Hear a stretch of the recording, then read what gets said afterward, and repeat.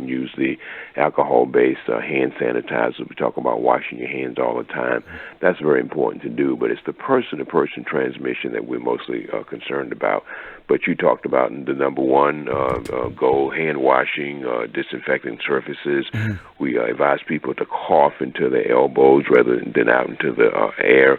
Be sure to stay home if you're sick. If you're having fever and cough and headache and flu-like symptoms, for example, we want you to be sure to stay home and, limit your travel as well. We talked about the hotbeds where we're finding this disorder, but, my daughter and her family were about to take a big trip out to California. My grandson has got a fever, not feeling well. We kind of said, hey, you know what? A lot of unknown out there. This is an elective trip. My grandson is sick. Why don't you just limit your travel for now? So they were able to do so, and they were able to, get a voucher so they could travel at a later time. But the bigger thing to worry about right now is really the flu. We had 11 deaths this past week, last reported week, 11 flu deaths in North Carolina. We've seen 127 people who died so far in North Carolina from the flu, and the symptoms, of course, can be very similar between the coronavirus and the flu, but the biggest thing we can probably do right now, the monster in the room, the elephant in the room, is really the flu.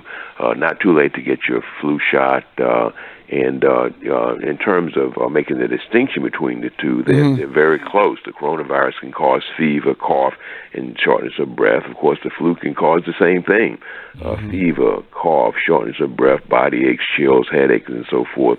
But the big way to differentiate one from another is a travel history. If you travel to one of these hotbed countries, if you come in contact with someone who's been there, of course, our antenna is raised, and there's a coronavirus hotline. I'll give the number out in just a second. If you've got questions, you can always contact them and get a lot of information that way.